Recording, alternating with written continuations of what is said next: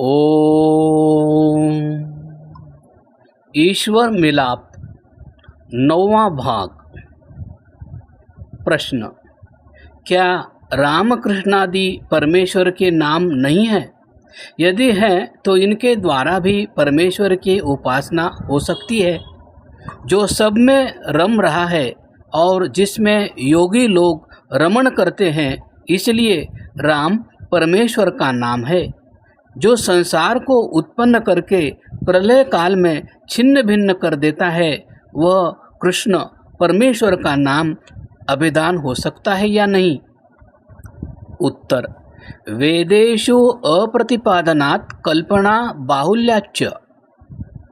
पाठकगण, रामकृष्ण ही नहीं अपितु संसार के समस्त घटपटादि पदार्थ परमेश्वर के वाचक हो सकते हैं, परंतु वेदादि सत्शास्त्रों में ऐसे नामों का कहीं भी विधान नहीं है। तत्कालीन विद्वान महानुभावों ने कहीं इनको स्वीकार नहीं किया। वह लोग तो वेद मर्यादा को जानते थे कि ओम वाचक है और इसका वाच्य परमेश्वर है। इन दोनों का नित्य संबंध है, इसलिए ऐसा ही मानते थे। कल्पना अधिक होने से भी यह मार्ग त्याग ही है। पाठक विचार करें कि भारत देश में अनेक मतमतांतर प्रचलित हैं, जिनकी वृद्धि से जन समाज की शक्ति तितर बितर हो गई है। सन्मति के विच्छेद से उत्तरोत्तर खेद बढ़ने लगा। सुधार का समय आने पर भी परस्पर का भेद मार्ग में अड़ने लगा। इधर झगड़ा है तो उधर झगेड़ा है, यहाँ टंटा है तो वहाँ बखेड़ा बढ़ता ही गया। भारतवर्ष का दुविपाक संप्रदाय मूलक ही है। संप्रदाय शब्द तो अच्छा है, परंतु इसका दुर्व्यवहार होने से संप्रति ग्लानि और हानिकारक हो रहा है। जिन महात्माओं के नाम से जो जो मत विख्यात है, उन उत्तमाशय पुरुषों ने तो लोगों को परमेश्वर का ही पूजन सिखाया, परंतु स्वार्थ व प्रेमवश होकर उनके अनुगामी जनों ने भूल से परमात्मा के स्थान पर उन महात्माओं को ला बिठाया। यह ही संप्रदाय शब्द का दुरुपयोग है। गुरु का भंग किया, सुख के बदले दुख लिया। वास्तव में जो साधु महात्मा और गुरुजन हो, उनकी सेवा करना, नम्रता से उनके वचनों को श्रवण करना, अंतकरण में उनके लिए श्रद्धा का होना तो ठीक ही है, परंतु मनुष्य को परमात्मा का स्थान कदापि नहीं मिल सकता। मूर्ति को देखकर मूर्तिमान की कीर्ति का ध्यान, चित्र दर्शन से तद्वान के चरित्र का ज्ञान और प्रतिमा के अवलोकन से तद्वान की महिमा का व्याख्यान तो अवश्य होना चाहिए। इससे मनुष्य समाज का हित ही है।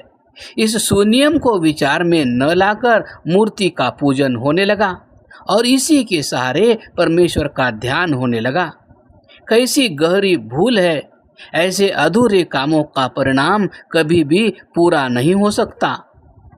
प्रश्न, यथार्थ उपासना की रीति क्या है? उत्तर, परमेश्वर पूजनमेव श्रेयस्करम। परमेश्वर की उपासना करने से ही मनुष्य का कल्याण होता है। यह मनुष्य का दैनिक कर्म है। इसके न करने से पुरुष अपराधी हो जाता है। अपराध को दूर करना ही बुद्धिमत्ता है। गायत्री मंत्र द्वारा प्रभु पूजन करना सदा आर्यों की रीति रही है। ऋषि ने भी उस ही शैली का अनुसरण करके संध्या का विधान, यथाशक्ति सार्थक व्याख्यान, वेदों के स्वाध्याय में यत्न करना बताया है। ऐसा करने से अंतकरण की शुद्धि, निर्मल बुद्धि होकर मनुष्य जीवन अपने और दूसरों के लिए हितकर हो सकता है। जितनी इस शुभ कर्म में श्रद्धा और जितना विश्वास, उतना ही अविद्यादि क्लेशों का ह्रास फिर विद्या के प्रकाश में प्रभु के आसपास हो जाता है। गायत्री शब्द का अर्थ क्या है, सुनिए। गातुस्त्राण हेतु। जो जिज्ञासु अर्थ विचार पूर्वक इस मंत्र का प्रेम से उच्चारण करता है उसके लिए यह संसार सागर संतरण की तरणी और आत्म प्रसाद प्राप्ति की सरणी है। प्रश्न, गायत्री तो एक छंद का नाम है, उसमें अनेक मंत्र है, तो यथारुचि उनमें से किसी मंत्र से परमेश्वर की उपासना क्यों न करें? उत्तर, इसमें हानि तो कुछ नहीं है, परंतु एकता का भंग होकर भेद से खेद बढ़ने लगेगा। एवं ऋषियों ने जप के विधान में इस ही एक मंत्र को गायत्री का नाम दिया है, जिससे उपासना का प्रकार समान रहे। गायत्री मंत्र का उच्चारण यदि इस रीति से किया जाए तो विशेष लाभ होगा।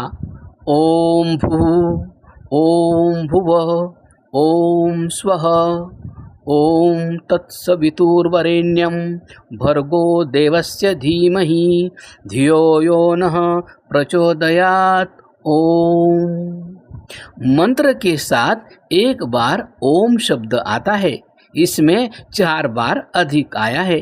केवल ओम शब्द द्वारा ही परमात्मा का ध्यान करना सर्वसाधारण की योग्यता से बाहर है। यह क्रम उच्चाशय अभ्यासी पुरुषों के लिए ही है, परंतु उपर्युक्त मंत्र जप के अधिकारी सर्वजन ही हो सकते हैं।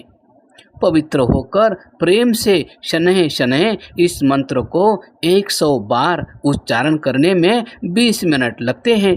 यदि निश्चय से किया जावे तो यह कर्म उत्तरोत्तर चित्त की प्रसन्नता का कारण बन जाएगा।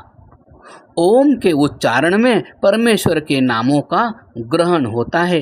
एक बार मंत्र उच्चारण में 45 नामों और 100 वार के उच्चारण में 4500 परमात्मा के नामों का आपके मुख से उच्चारण होगा। 20 मिनट में इस निज कर्तव्य का पालन करके विद्यार्थी विद्यालय में पढ़े, न्यायाधीश न्यायालय में न्याय करें, व्यापारी शुद्ध भाव से व्यापार, कृषक अपने क्षेत्रों का सुधार करें। स्त्रियां गृह कार्यों में सदैव तत्पर, गृह को शुद्ध स्वच्छ करने में अग्रसर, भोजन बनाने में उनको अच्छा ज्ञान हो, बालकों की शिक्षा में उनका पूरा ध्यान हो, व्यर्थ झगड़ों का परित्याग, स्वयं कार्य करने में अनुराग हो, परंतु उपर्युक्त नित्य कर्म करने के पश्चात ही हो। गायत्री मंत्र का अर्थ ऋषि ने पंच महायज्ञ विधि में लिख दिया है, वहाँ ही देखना चाहिए। इति नामगति ही। यहाँ ईश्वर मिलाप इस पुस्तक का पठन समाप्त होता है। ओम शांति शांति शांति।